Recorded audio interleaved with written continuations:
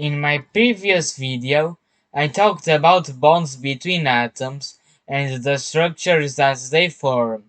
At the end, I said that if the atoms have enough energy, these bonds can break and new bonds can be formed, creating new structures, just like chemical reactions in the real world. But how will the bonds break? In my original theory, the Wu particles and saps are attracted to each other and the shell. When a bond breaks, the Wu particle and sap will be joined on the same atom. So all atoms have all Wu particles joined with two saps, and these atoms can't bond again. But there is no reason that the atoms have to bond with other atoms so that a Wu particle can have more than one sap, and filled saps in the atoms will go to Wu particles that are already in the atom, which is not what I had in mind with my theory. So, my new theory doesn't have saps.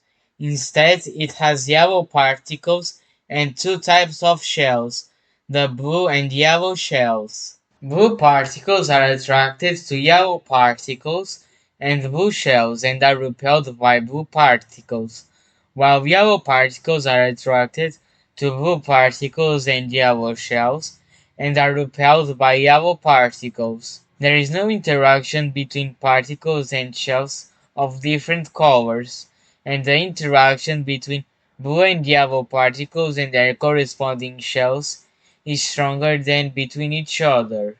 Note that the color in the name of each particle mentioned doesn't have to be the color of the particle in reality.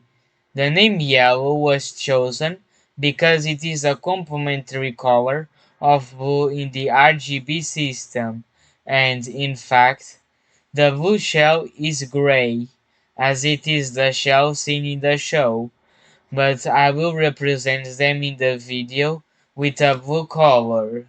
An atom is still made out of shells, but now they can be blue or yellow shells. Each shell has particles of the corresponding color. Since blue and yellow particles attract each other, the atoms will get closer and bond, with the blue and yellow particle having the same position. And since blue particles repel blue particles, and yellow particles repel yellow particles, the combination of bonds doesn't interact with other blue or yellow particles. So far, this theory behaves the same way as the previous theory. The difference is when the bonds break, since each blue and yellow particle is attracted more strongly to its shell than to the other particle. There aren't blue and yellow particles on the same atom, and the atoms can bond again. And since each shell only attracts one type of particle, there isn't bonding of particles within one atom. We can represent atoms by the number and type of particles that they have. So this atom is 5 because it has 5 blue particles, and this atom is bar 3 because it has 3 yellow particles. I also made notation to represent molecules. For each atom in the molecule, we put its number of particles like I described previously, and then we connect them with lines according to the bonds in the molecule. Single bonds are represented by a single line, double bonds are represented by two lines, and polybonds are represented by a line with the number of particles shared on top. Since the shells of polybonded atoms are on top of each other, groups of atoms that are polybonded together are grouped together by drawing a shape around them. I use the bar and not a minus sign for yellow particles because on these diagrams the minus sign can be confused with a single bond. One interesting thing I noticed is that the same atoms can form different molecules. The simplest one I found are these ones with 1, 1, bar 2, 3, and bar 3 atoms, but most sets of atoms that can form molecules can form more than one molecule.